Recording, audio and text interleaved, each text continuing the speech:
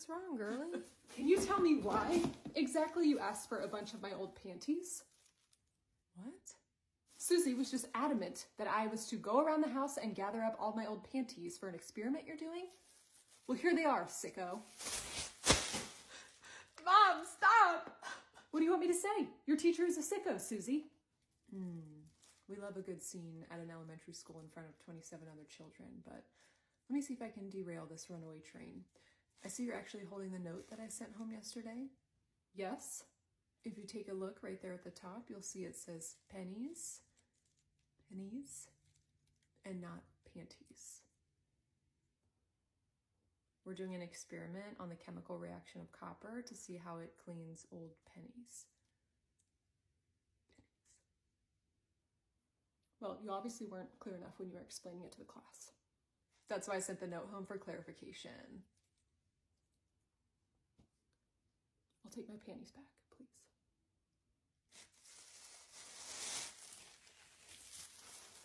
Maybe next time be a little more clear in your directions. Maybe next time read over the information sent home a little bit more clearly so that you don't end up bringing in your child's teacher a baggie full of your skid-marked granny panties.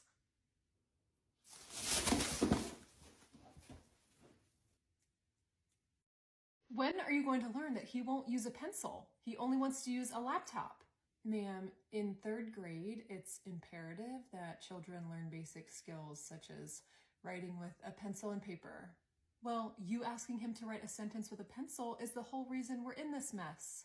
So he completely trashed my classroom and traumatized 27 other children, I might add, all because I asked him to write a sentence with a pencil? That's exactly what I'm saying. His behavior's on you. My baby is the innocent one in this situation. Oh, I'd have to wholeheartedly disagree here. And you're also to never have him read in here because it's hard for him. That's not something we can bypass during our reading block. Sorry.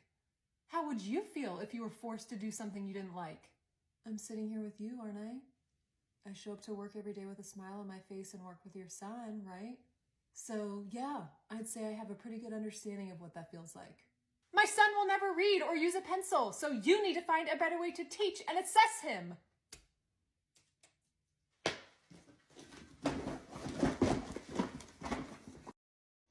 Yeah, hi.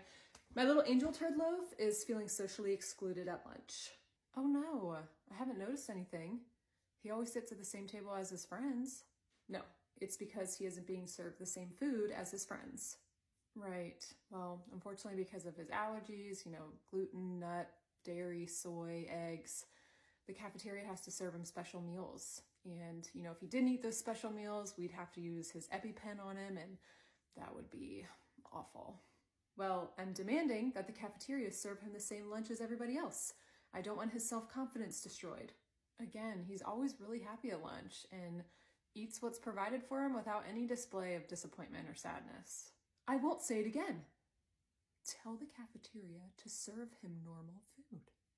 Okay, Scary, I have no control over what the cafeteria makes for your son, okay? They have special meals that they have to make for his special dietary restrictions. You're welcome to pack his lunch also. Just serve him the regular food. He'll be fine. Legally, we cannot, since he has such severe allergies and an EpiPen. Listen, I lied to the doctor years ago about him being allergic to soy, gluten, eggs, yada, yada, yada, okay? Because I didn't want him eating unhealthy foods. But now I'm seeing that he's being socially excluded and I want him to be able to have those things. You're telling me I've driven myself absolutely bat-spit crazy this year, making sure his food hasn't touched a surface where his friend's food has touched, obsessively checking his food to make sure it's okay, wiping down surfaces constantly, all because of a little lie you decided to tell the doctor? Yeah? What's the big deal? I'm telling you, he's fine. Well, you're gonna need a doctor's note to prove it, because until then, he'll continue to eat his gluten-free sun butter sandwiches with a smile. Okay? Now wait just a minute. Don't step foot in my classroom again without a doctor's note. Mind if I join? Hi, Principal Cornfoot. Have a seat. Thank you for being here today. And Miss Smith, thank you so much for clearing your schedule to be here as well. Alrighty, let's jump in. So unfortunately, we're seeing some concerning behaviors from Jimmy in class. He's been using racial and homophobic slurs at students, as well as, your basic obscenities. Now, I know middle school can be a really tough time. Let me stop you right there. Number one, you have no idea what it's like since you don't have any kids. And B, I pay your salary, so let's cool it on the way you're talking to me right now. You pay my salary? Is that because you pay taxes?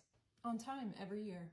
Oh, me too. So by your logic, I pay my own salary, making me the boss. I like living in this land of Delulu. Don't you, Miss Cornfoot? Well, no. Technically, I'm still the boss. Look! I'm sure Jimmy is acting this way because money is tight right now. And we just had to let the nanny go.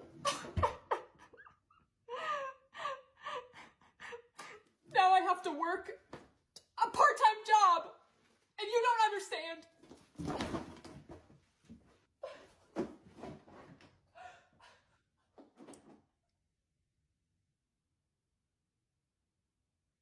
I didn't even get a chance to talk about the 10 assignments he's missing.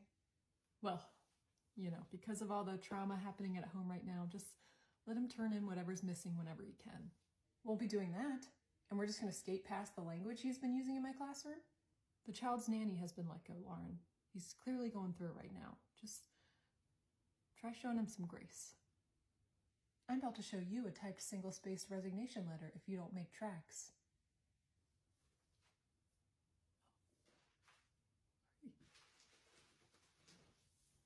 Bye.